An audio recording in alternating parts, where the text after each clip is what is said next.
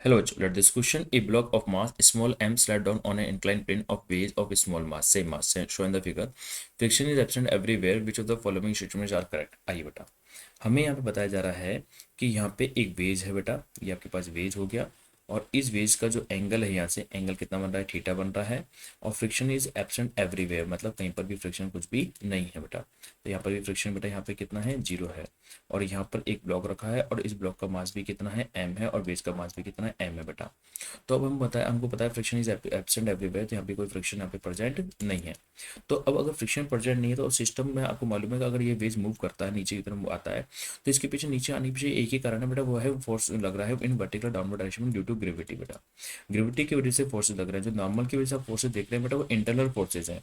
तो internal forces आपस में हमेशा क्या होता है, बैलेंस होता है। तो मतलब ग्रेविटी फोर्स की वजह से यहाँ पे ये नीचे मूव, ग्रेविटी फोर्स नीचे लग रहा है, इसलिए हम कह सकते हैं कि सेंट्रो मास जो है सिस्टम का वो वर्टिकल डाउनवर्ड मूव करेगा। सेंट्रो मास जो सिस्टम का एक डायरेक्शन में मूव नहीं करेगा। तो सेंट्रो मास का जो डिस्प्लेसमेंट होने वाला है पूरे सिस्टम का, पूरे सिस्टम के सेंट्रो मास का जो डिस्प्लेसमेंट है वो केवल और केवल वर्टिकली डाउनवर्ड डायरेक्शन में हो सकता है। क्योंकि वर्टिकली डाउनवर्ड डायरेक्शन में होने के पीछे कारण यही है कि जो यहाँ पे ग्रेविटी है, ग्रेविटी की फोर्स, ग्रेविटी की वजह से वर्टिकल डाउनवर्ड डायरेक्शन में क्या लग रहा है, फोर्स लग रहा है। इसकी वजह से सेंट्रल मास वर्टिकल डाउनवर्ड डायरेक्शन में मूव करेगा। हॉरिजॉन्टल डायरेक्शन में जो है आपका, हॉरिजॉन्टल डायरेक्शन मतलब एक्स डायरेक्शन में जो फोर्स रहेगा वो हमेशा जीरो रहेगा, मतलब फोर्सेस हमेशा बैलेंस करेंगे। तो अगर हम यहाँ पे देखें कि जो ब्लॉक है, ब्लॉक जो है यहाँ पे बेस के रेस्पेक्ट में अगर ए आर एक्सेलेरेशन आता है तो ए आर यहाँ पे मेरा क्या है, रिलेटिव एक्सेलेरेशन है ब्लॉक का विद रेस्पेक्ट टू बेस। तो अगर ब्लॉक यहाँ पे नीचे मूव करेगा तो बेस को फ्रिक्शन नहीं है, तो बेस आपका पीछे की तरफ मूव करेगा, तो एक्सेलेरेशन बेस को भी मिलेगा। तो बेस का एक्सेलेरेशन में यहाँ पे ए कंसिडर कर लेता हूँ। यहाँ पे ए मैंने क्या मान लिया, मान लीजिए मैंने यहाँ पे कंसिडर कर लिया ए क्या है, एक्सेलेरेशन ऑफ बेस है with respect to ground. Base का एक्सेलेरेशन है तो एक्सेलेरेशन ऑफ बेस है, बेस का एक्सेलेरेशन है, बेस का एक्सेलेरेशन ऑफ बेस है विद रेस्पेक्ट टू ग्राउंड बेटा। किसके रेस्पेक्ट में, ये विद रेस्पेक्ट टू ग्राउंड के रेस्पेक्ट में है। और यहाँ पे जो आप ए आर देख रहे हो, ये ए आर क्या है बेटा, रिलेटिव एक्सेलेरेशन है। तो एक्सेलेरेशन ऑफ ब्लॉक है, एक्सेलेरेशन ऑफ ब्लॉक है। ब्लॉक का एक्सेलेरेशन मैंने माना है विद रेस्पेक्ट टू, यहाँ पे विद रेस्पेक्ट टू वो वेज माना है बेटा, वेज के रेस्पेक्ट में माना है। तो अगर ए आर यहाँ पे हम देख रहे हैं कि एक्सेलेरेशन ऑफ ब्लॉक है विद रेस्पेक्ट टू वेज है, मतलब यहाँ पे फाइनल देखो तो ब्लॉक का एक्सेलेरेशन माइनस वेज का एक्सेलेरेशन हो जाता है। तो अगर मैं ब्लॉक का एक्सेलेरेशन लिखता हूँ विद रेस्पेक्ट टू ग्राउंड तो वो क्या हो जाएगा, रिलेटिव एक्सेलेरेशन में मुझे यहाँ पे वेज के एक्सेलेरेशन को ऐड करना पड़ेगा, जब जाके मुझे ब्लॉक का एक्सेलेरेशन यहाँ पर मिलने वाला है बेटा। तो ब्लॉक का एक्सेलेरेशन निकालने के लिए मुझे रिलेटिव एक्सेलेरेशन में वेज के एक्सेलेरेशन को ऐड करना होगा। यहाँ पे देखिए, तो यहाँ पे मेरे पास क्या था, ये मेरे पास वेज है, इस बेस का जो एंगल बन रहा है यहाँ थीटा बन रहा है। जो बेस है वो ए एक्सेस से इधर जा रहा है। और जो यहाँ पे ये ब्लॉक था, जो ब्लॉक है आपके पास स्मॉल एम मास का, स्मॉल एम मास का जिसका एंगल आप यहाँ पे थीटा बोल रहे हो, है ना। तो आप यहाँ पे क्या देख रहे हो कि जो ये ब्लॉक है आपके पास स्मॉल एम मास का, इसका इधर की तरफ रिलेटिव एक्सेलेरेशन जो है, नीचे इधर जो रिलेटिव एक्सेलेरेशन है वो यहाँ पे रिलेटिव एक्सेलेरेशन कितना है यहाँ पे उसका ए आर है बेटा। तो इस रिलेटिव एक्सेलेरेशन के भी यहाँ पे दो कंपोनेंट कर सकते हैं हम यहाँ पे, कौन कौन से कंपोनेंट बेटा, कि अगर यहाँ पे ध्यान से देखें तो ये एंगल कितना बन जाएगा, यहाँ पे थीटा बन जाएगा। तो इस रिलेटिव एक्सेलेरेशन का कंपोनेंट कितना हो जाएगा, ए आर कॉस हो जाता है। और इस रिलेटिव एक्सेलेरेशन का जो वाई कंपोनेंट है वो कितना हो जाएगा, ए आर साइन थीटा हो जाता है। तो अगर मैं यहाँ पे देखूँ कि acceleration of block, acceleration of block, जो एक्सेलेरेशन है ब्लॉक का, है ना, x component of acceleration of block in x direction, in x direction. तो अगर ब्लॉक के एक्सेलेरेशन की बात करता हूँ कौन डायरेक्शन में, एक डायरेक्शन के अंदर, तो बेटा वो बेसिकली क्या होने वाला है, वो यहाँ पे एक्सेलेरेशन ब्लॉक इन एक डायरेक्शन होने वाला है कि रिलेटिव एक्सेलेरेशन जो है ब्लॉक का, रिलेटिव एक्सेलेरेशन कितना है इन एक डायरेक्शन माइनस वेज का एक्सेलेरेशन कितना है इन एक्स डायरेक्शन बेटा। तो यहाँ पे अगर मैं एक्सेलेरेशन ऑफ ब्लॉक देखता हूँ इन एक्स डायरेक्शन में तो कितना हो जाएगा, रिलेटिव एक्सेलेरेशन कितना है, रिलेटिव एक्सेलेरेशन यहाँ पे ए आर कॉस्टा है, ए आर कॉस्टा हो जाएगा। और यहाँ पे ये कितना बेटा, यहाँ पे प्लस आता है, तो यहाँ पे प्लस है। यहाँ पे आप देखिए बेटा, यहाँ पे क्या है, ऑलरेडी प्लस है। यहाँ पे हम ऑलरेडी देख सकते हैं यहाँ पे क्या लगा हुआ है बेटा, प्लस का साइन लगा हुआ है। और वेज का जो हम एक्सेलेरेशन देखते हैं, तो वेज का एक्सेलेरेशन में क्या देखता हूँ बेटा, वेज एक्सेलेरेशन यहाँ पे इधर की तरफ है, बैकवर्ड डायरेक्शन में है। तो अगर वो बैकवर्ड डायरेक्शन में है तो देखिए यहाँ पे अगर मैं वेज के एक्सेलेरेशन की बात करता हूँ तो यहाँ पे प्लस, और वेज का एक्सेलेरेशन यहाँ पे कितना है, ए है, बट माइनस आई के डायरेक्शन में, तो माइनस का आई के। तो फाइनली यहाँ पे कितना हो गया, ए आर कॉस थीटा और माइनस का ए हो जाता है। और ये फाइनली जो ब्लॉक का acceleration in direction I cap हो जाता है। ये हमने यहाँ पर देख लिया बेटा, ये ब्लॉक का एक्सेलेरेशन इन एक्स डायरेक्शन हो गया, a r cos theta minus a i cap हो जाता है। और यहाँ पे इसी प्रकार से acceleration of block, acceleration of block in y direction देखते हैं, तो acceleration block in y direction देखते हैं। तो ब्लॉक का जो एक्सेलेरेशन वाई डायरेक्शन होगा, तो ब्लॉक का एक्सेलेरेशन वाई डायरेक्शन क्या होगा, relative acceleration of the block in y direction देखना पड़ेगा, और साथ में बेस का एक्सेलेरेशन देखना पड़ेगा वाई डायरेक्शन में। तो बेटा वेज का एक्सेलरेशन वाई डायरेक्शन में ही नहीं, क्योंकि ये तो एक्सेलरेशन ऑफ ब्लॉक है विद रेस्पेक्ट टू ग्राउंड ही है, तो एक्सेलरेशन ऑफ वेज है, ये किसका बेटा एक्सेलरेशन ऑफ वेज है, और ये किसके रेस्पेक्ट में बेटा विद रेस्पेक्ट टू ग्राउंड ही है। तो ग्राउंड का जो ग्राउंड का रेस्पेक्ट में वेज का एक्सेलरेशन केवल एक्स में वाई में नहीं है। तो ब्लॉक का जो एक्सेलरेशन होगा इन वाई डायरेक्शन में वो हम यहाँ पे क्या देख रहे हैं बेटा, केवल क्या होने वाला है, ए आर साइन थीटा होने वाला है, ये हमने देख लिया। तो हम देख पा रहे हैं कि जो ब्लॉक का एक्सेलरेशन हम अगर वाई डायरेक्शन में चाहिए, ब्लॉक का एक्सेलरेशन अगर मुझे एक्स डायरेक्शन में चाहिए, तो फाइनली मुझे यहाँ पे क्या फाइंड आउट करना पड़ेगा, रेटिव एक्सेलरेशन फाइंड आउट करना पड़ेगा कि आखिरकार ये रेटिव एक्सेलरेशन का वैल्यू होगा तो क्या होगा। अब इस रेटिव एक्सेलरेशन का वैल्यू कैलकुलेट कैसे करेंगे, आइए उसको अपन जान लेते हैं। देखिए हम यहाँ पे क्या देख रहे थे कि यहाँ पे हम इस प्रकार से देख रहे थे कि डायग्राम में कि ये जो वेज था, ये वेज आपका ए एक्सेलरेशन से इधर जा रहा था, ठीक है, और जो ब्लॉक था ये वाला ब्लॉक, ये वाला एम मास का जो ब्लॉक था वो आपका इधर मूव कर रहा था। तो इस पे एम जी फोर्स कहाँ लग रहा था, वर्टिकली डाउनवर्ड डायरेक्शन में लग रहा था। इस पे नॉर्मल फोर्स कहाँ लग रहा था, इस पे नॉर्मल फोर्स आपका इधर लग रहा था, और इसका रेटिव एक्सेलरेशन कुछ इधर की तरफ था बेटा, एम ए आर रेटिव एक्सेलरेशन आपका इधर की तरफ था, ए आर रेटिव एक्सेलरेशन आपका इधर की तरफ था, एम ए आर रेटिव एक्सेलरेशन था। इस पे इस एक्सेलरेशन में से किसको छोड़ो फोर्स मिलेगा, वो छोड़ो फोर्स यहाँ पे एम ए होगा, और ये एंगल कितना था, थीटा एंगल था। तो अगर मैं सारे फोर्सेस को बैलेंस कर दूं यहाँ पे, तो सारे फोर्सेस को बैलेंस करने पर क्या देखेंगे कि ये एंगल थीटा, तो ये एंगल भी थीटा हो जाता है। तो इस एम जी का जो इधर कंपोनेंट है वो क्या हो जाएगा, m g cos theta component हो जाएगा, और इस एम जी का जो इधर कंपोनेंट है वो कितना हो जाएगा, एम जी साइन थीटा हो जाता है, तो एम जी साइन थीटा हो जाता है। और ये एंगल थीटा है, तो आपका जो एंगल है ये वाला भी एंगल कितना हो जाएगा, ये वाला भी एंगल आपका थीटा हो जाएगा। तो ये एंगल कितना हो जाएगा, 90 माइनस थीटा हो जाएगा, 90 माइनस थीटा हो जाएगा। तो ये एंगल कितना हो जाएगा, अगेन थीटा हो जाता है, ये अगेन कितना हो जाएगा, एंगल थीटा हो जाता है बेटा। तो अगर ये एंगल थीटा हो गया तो इसका इधर जो कंपोनेंट है वो कितना मिल जाएगा, एम ए कॉस थीटा आपको कंपोनेंट मिल जाता है, और इधर कितना मिल जाएगा, ये एम ए आपको साइन थीटा देखने को मिल जाता है बेटा। तो बेसिकली हम यहाँ पे क्या देख पा रहे हैं कि n plus m a sine theta बराबर किसके हो जाएगा, एम जी कॉस थीटा के बराबर हो जाता है। और यहाँ पे जो एम रेलेटिव एक्सेलरेशन है a r, plus m a cos theta, m a cos theta, और प्लस हमारे पास यहाँ पे क्या हो जाता है, basically m g sine theta, इधर की तरफ फोर्सेज हो जाते हैं सारे सारे। मतलब आप चाहो तो इसको इस प्रकार से लिख सकते हो कि यहाँ की तरफ जो फोर्सेस लग रहे हैं वो आपको यहाँ पे इसको ब्लॉक को रिलेटिव एक्सेलरेशंस प्रोवाइड करवा रहे होंगे।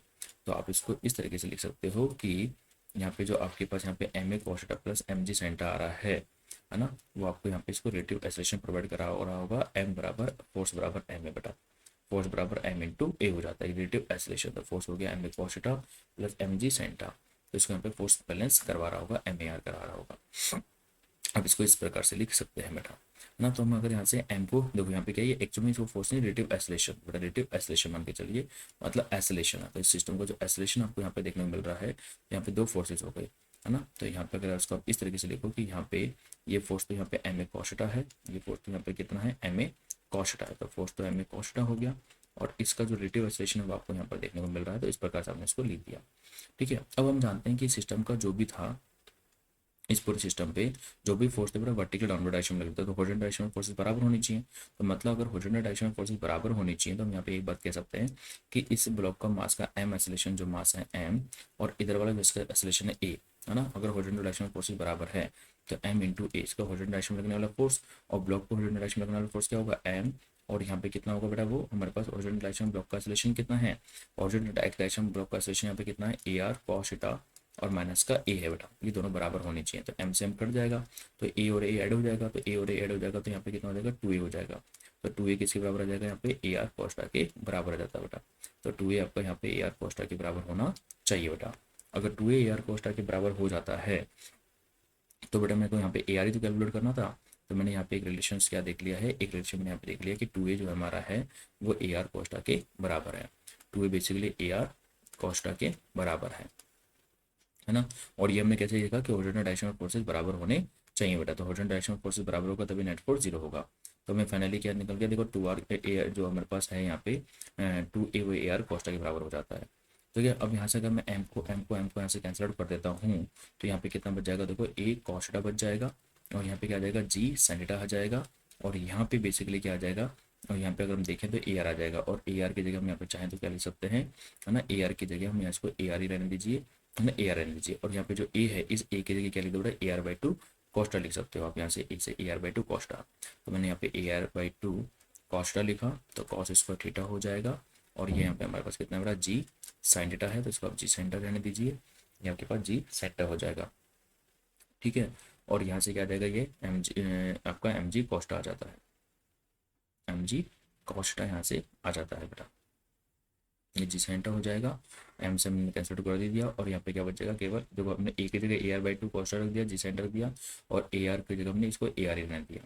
तो यहाँ से हम अगर ए आर को इधर ले लेते हैं तो हमारे पास फाइनली कितना आ जाएगा, देखो ए आर है ना कॉमन ले लिया, तो ए आर कॉमन लेने पर क्या आ जाएगा, देखो यहाँ पे ए आर कॉमन लेने पर यहाँ पे आ जाएगा 1 माइनस ए आर। आप जैसे ही कॉमन लेते हैं तो यहाँ से हमारे पास क्या हो जाएगा, देखो ए आर कॉमन लेते ही यहाँ पे हो जाएगा 1 minus cos square theta by 2 हो जाता है, और बराबर में क्या हो जाएगा, जी साइन थीटा हमारे पास हो जाता है बेटा। तो हम यहाँ पे क्या देखते हैं कि जो ए आर रेडियो ऑसिलेशन है वो हो जाएगा 2g sine theta, 2g sine theta अपन 1 minus 2g sine theta 1 minus 2 cos square theta हो जाता है, 2 cos square 2 minus cos square theta हो जाता है बेटा, ये हम देखते हैं। तो यहाँ पे ए आर और यहाँ हो जाता है 2g sine theta, 2g sine theta, और इसको मैं लिख सकता हूँ नीचे 1 plus 1 minus cos square theta लिखा जा सकता है बेटा, और 1 माइनस कॉस स्क्वायर थीटा जो होता है साइन स्क्वायर थीटा होता है। तो हम रेडियो ऑसिलेशन से क्या देख पा रहे हैं, 2g sine theta, 2g sine theta upon 1 plus sine square theta हमें यहाँ पे देखने को मिलता है बेटा। तो जो रेडियो ऑसिलेशन है वो हमने यहाँ पे क्या देखा, 2g sine theta upon 1 plus sign theta, 1 plus sine square theta हो जाता है। तो हमने यहाँ से एक बात देख ली है कि जो रेडियो ऑसिलेशन आ रहा है वो रेडियो ऑसिलेशन कितना आ गया बेटा, 2g sine theta, 2g sine theta upon 1 plus sine square theta, यहाँ पे रेडियो ऑसिलेशन आ जाता है बेटा, 2g sine theta upon 1 plus g sine 1 plus sine square theta, two radio oscillation हमको देखने को मिलता है बेटा। तो हमें ब्लॉक का कौन सा कंपोनेंट चाहिए था, एक्स कंपोनेंट चाहिए था, और ब्लॉक का ही हमें कौन सा कंपोनेंट चाहिए था, वाई कंपोनेंट चाहिए था। तो हम यहाँ पे ब्लॉक का वाई कंपोनेंट हमें इजीली मिल जाएगा, ब्लॉक का वाई कंपोनेंट हमें मिल चुका है। तो ऐसे ब्लॉक का एसोलेशन का जो वाई कंपोनेंट है वो बेसिकली हमारे पास क्या है, ए आर साइन थीटा ही तो है, ए आर सेंटर है, और ए आर का वैल्यू हमारे पास आ ही चुका है, ए आर का वैल्यू कितना है, 2g साइन अपन 1 प्लस साइन स्क्वायर थीटा है, तो ये कितना हो जाएगा, 2g sine theta, sine theta कितना हो जाएगा, 2g साइन स्क्वायर थीटा अपन 1 प्लस साइन स्क्वायर थीटा आ जाता है बेटा। तो ब्लॉक के एसोलेशन का वाई कंपोनेंट हमें मिल गया बेटा, 2g साइन थीटा अपन 1 प्लस साइन स्क्वायर थीटा हो जाता है। अगर मैं ऑप्शंस की तरफ चलूँ तो ब्लॉक के एसोलेशन का जो वाई कंपोनेंट है, ब्लॉक के एसोलेशन का जो हमको बोला बेटा vertical component y component 2g sine square theta 1 plus sine square theta vertically downward direction में है, मतलब डी ऑप्शन हमारा एकदम करेक्ट हो जाता है। अब हमें सिस्टम के सेंटर मास का एसोलेशन चेक करना है, सिस्टम के सेंटर मास का एसोलेशन क्या होगा वो भी हमें यहाँ पर चेक कर लेते हैं। तो देखिए ब्लॉक का एसोलेशन का वाई कंपोनेंट मिल गया, ब्लॉक के एसोलेशन का जो एक्स कंपोनेंट है वो भी हम यहाँ पे लिख लेते हैं। तो ब्लॉक के एसोलेशन का जो एक्स कंपोनेंट था वो हमने यहाँ पे देखा कि वो क्या है बेटा, ए आर कोस्टा माइनस का ए है, तो वो भी हम यहाँ पे लिख लेते हैं, वो हमारे पास है ए आर कॉस थीटा और माइनस का ए है बेटा। तो ए आर का जो वैल्यू है, ए आर का जो वैल्यू है, पहले इसको मेरा अपन कैसे मल्टीप्लाई करते हैं, 2 से मल्टीप्लाई करते हैं ऊपर नीचे, तो 2 से मल्टीप्लाई करने से है ना यहाँ पे क्या हो जाएगा, देखो मैं इसको ऊपर नीचे 2 से मल्टीप्लाई कर रहा हूँ, तो यहाँ पे देखिएगा, यहाँ पे ऐसा करने से फायदा क्या हो रहा है, 2 से यहाँ पे मल्टीप्लाई करा और 2 से अंदर मल्टीप्लाई करा, तो 2 AR कॉस्टा हो जाएगा, और यहाँ पे ये 2A हो जाएगा, और 2A का वैल्यू मैं यहाँ से पुट कर रहा हूँ, 2A का वैल्यू कितना है यहाँ पे AR कॉस्टा है, तो 2A का वैल्यू यहाँ पे कितना है AR कॉस्टा है। तो बेसिकली ब्लॉक का एसोलेशन का जो एक्स कंपोनेंट है 1/2, और यहाँ पे कितना है 2AR कॉस्टा, 2AR कॉस्टा, और वो कितना बड़ा है बेसिकली AR कॉस्टा है। तो 2AR कॉस्टा में से AR कॉस्टा गया तो कितना बचेगा, AR कॉस्टा बाई 2 बच जाता है।